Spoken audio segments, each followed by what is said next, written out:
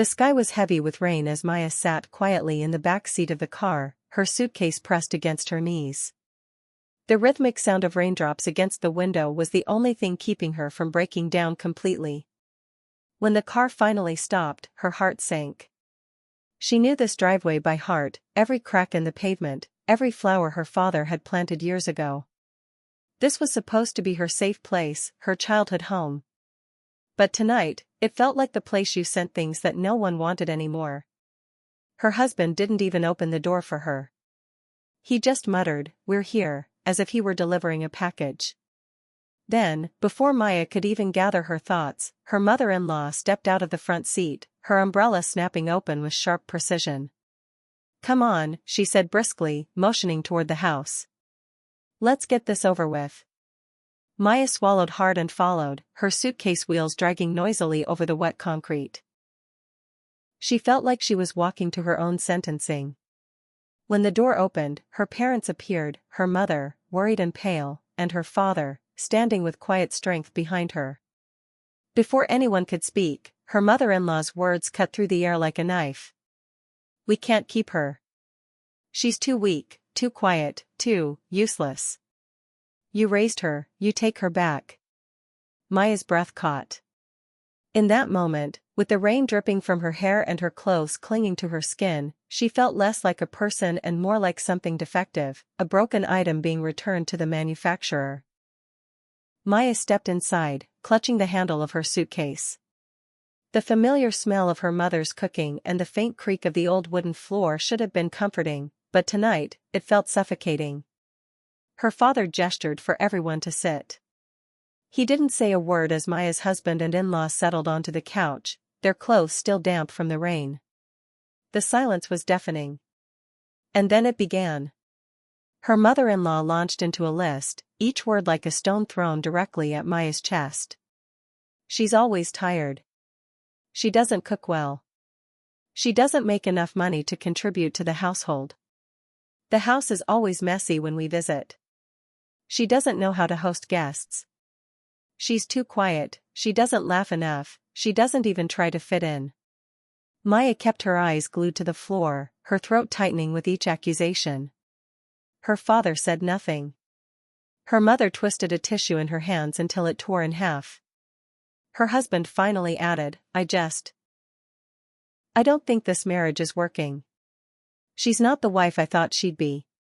That was the moment Maya's chest caved in.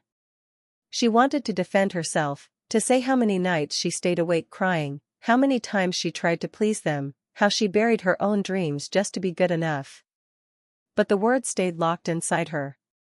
The room was unbearably quiet after that, the only sound the faint ticking of the old wall clock.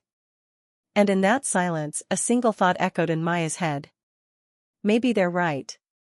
Maybe I really am the problem. Her fingers curled around the handle of her suitcase until her knuckles turned white. She had never felt so small, so unseen, so disposable. The silence stretched until it felt unbearable, like the whole house was holding its breath. Then, slowly, Maya's father rose from his chair. He wasn't a loud man, he never had been.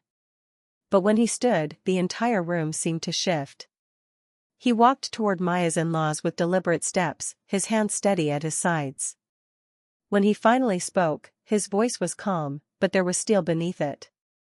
"You don't return a human being like a broken toaster," he said. His words were quiet, but they landed with the weight of thunder. Her mother-in-law blinked, startled. Her husband shifted uncomfortably. "My daughter is not a thing you can keep when she pleases you and throw away when she doesn't," he continued, his voice unwavering. "She is not weak, she is compassionate. She is not quiet, she is thoughtful. She is not useless, she is a woman who has endured far more than any of you seem to understand." Maya's chest tightened. No one had ever defended her like this. Not this fiercely, not this unapologetically. Her father stepped closer, looking each of them in the eye. "If you cannot see her worth, that is your blindness, not her failure," he said. "And if this marriage is ending, it is not because my daughter was not good enough, it is because you were not ready to love her the way she deserved." The room went dead silent. Even the clock on the wall seemed to pause. Maya felt her tears finally fall, but this time, they weren't from shame. They were from something entirely different. For the first time in a long time, she felt seen. Her father turned to her, his expression softening. He didn't say much, just reached out and gently took the suitcase from her hand. "This house," he said quietly, "will always be your home. Not because you were sent back here, but because you are loved here." And in that moment, something deep inside Maya shifted. The crushing weight of shame she had been carrying for so long began to lift. Maya stood frozen for a moment, staring at her father. No one had ever said words like that about her, not even she had said them to herself. Her mother reached for her hand, squeezing it gently, and for the first time that night, Maya let out a shaky breath. She glanced at her reflection in the hallway mirror. Her face was tear-stained, her hair wet from the rain, her shoulders hunched from years of carrying a weight that was never hers to bear. And yet, in that reflection, she saw something different. Not the broken, returned wife her in-laws claimed she was, but a woman who had survived months of criticism, loneliness, and silent battles no one else had seen. Her father's words echoed in her mind. She is enough. She was enough. That truth hit her like a wave, washing away the self-doubt that had been eating her alive. The shame that had been choking her all night loosened its grip.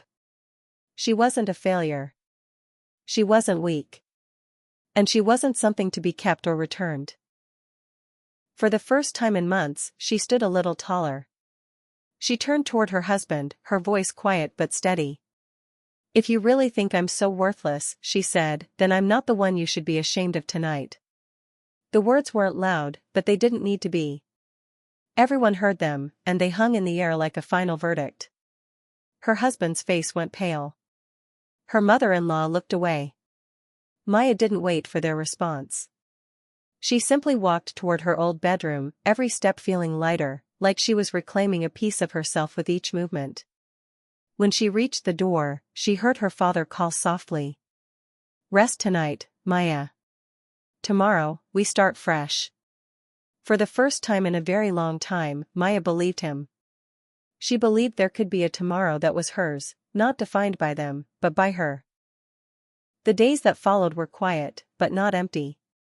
Maya slept in her old room, surrounded by posters and books from a time when she still believed in her dreams.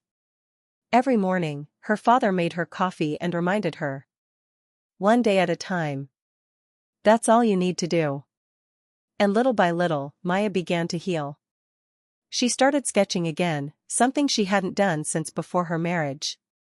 Her parents encouraged her to sell a few of her designs online, just to see what would happen. Within weeks, orders started coming in, small but steady. Each sale was more than just income, it was proof that she was capable, that she could create something meaningful. Maya began laughing again at the dinner table. She went on long walks with her mom, talked about books with her dad, and felt the pieces of herself slowly falling back into place. Months later, her husband came back. He stood at the same doorway where he had once stood silently as his family returned her. But this time, Maya met him there on her own terms. "I'm sorry," he said, his voice low. "I shouldn't have let them treat you that way. I should have defended you." Maya listened. And for the first time, she didn't feel small in front of him. "I'm not coming back to be kept," she said softly but firmly. "If I come back, it will be because I am loved, respected, and treated as an equal. And until then." She smiled gently. "I am enough, right where I am." Her husband nodded, tears in his eyes, and left quietly. And instead of feeling abandoned, Maya felt free.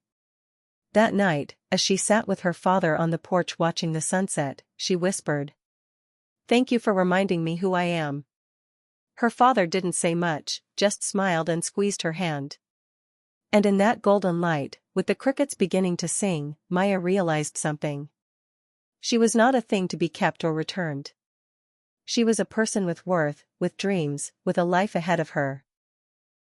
And for the first time in a very long time, she was excited to live it.